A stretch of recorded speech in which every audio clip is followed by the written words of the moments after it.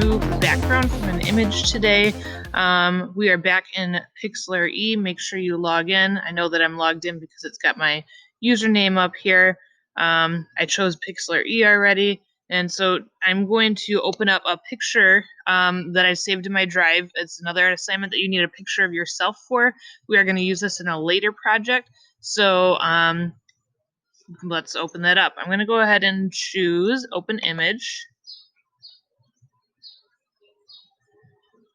And it wants to open from my computer. So let me go ahead and download this. Going to download. I am not on a Chromebook right now. Okay. So now open image, and it should be in my downloads. Today, I'm going to work in full HD again. Hit apply. Ta-da! It's me again. I'm going to go up to image and image rotation, rotate left. That'll turn my image the correct way. There's already way too much in here, so I'm going to get rid of some of this.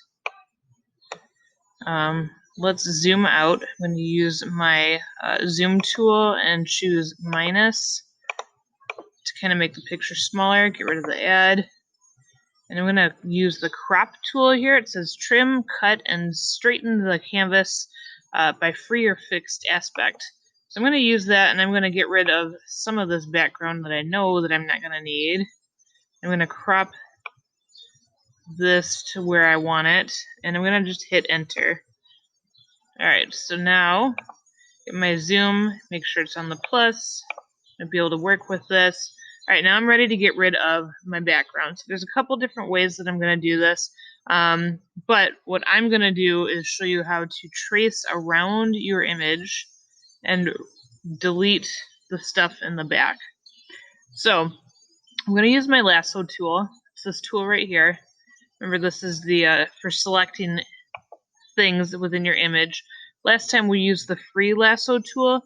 This time I'm going to be using the polygon lasso tool. And what this does is it's going to create little points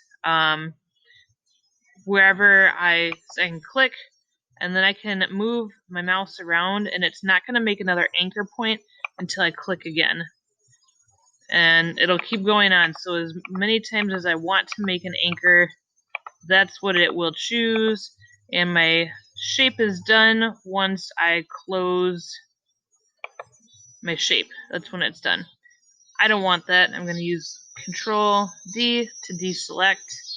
So what I want to do is I want to zoom in really close to start this, and I'm just going to trace around myself the best that I can. That polygon lasso tool. And every time there's a curve, I'm going to click again.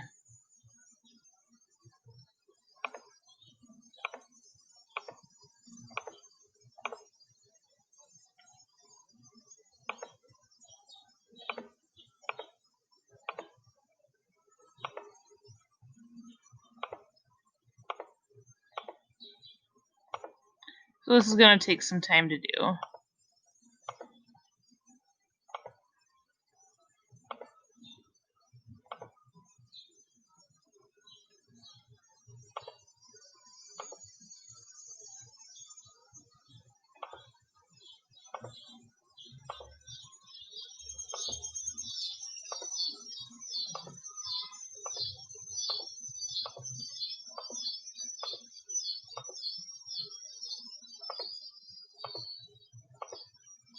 Okay, one cool thing is that I can scroll while I'm using this tool so that I can move around my images at work.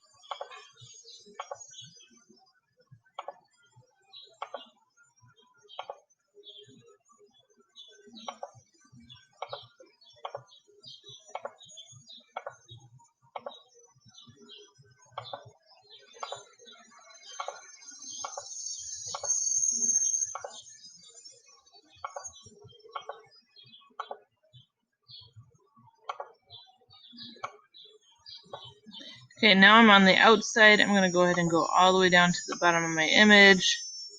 Go across. I'm going to end my shape. So now I've got the little marching ants all around me. The next thing I want to do is go up to image, and I want to actually go up to select. I'm going to go to select, and I want to invert selection, and what that's going to do is it's going to go from selecting me to selecting the background. So now the ants have moved around the background, and I just want to delete the background. So a couple ways I can do it. I can just either hit the delete key on my keyboard, or I can go up to edit and hit cut, and it has taken me out. Ta-da! So I've noticed that there's a couple places where I can clean this up a little bit better. This is where the eraser tool is going to come in really handy. And tool's not too big right now. It has a soft edge on it, so I can see up here. This circle has a soft edge to it. It's not just a harsh circle. That means it's going to give me a soft edge while I'm erasing it, and that's fine to use. So let's zoom in a little bit more and start cleaning this up.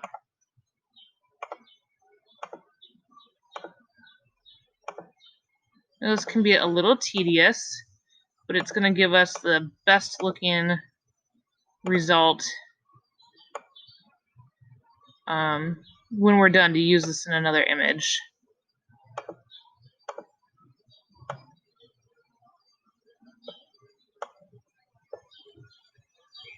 Okay.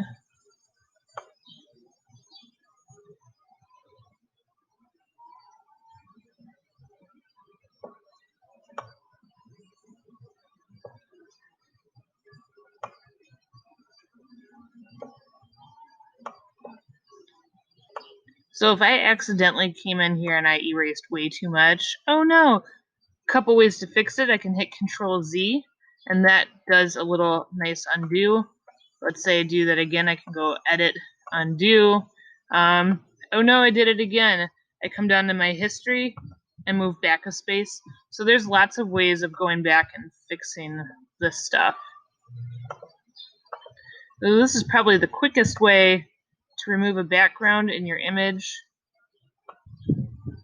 Having a computer mouse definitely makes this easier, but I'm doing this on my touchpad on my computer, so it's totally doable.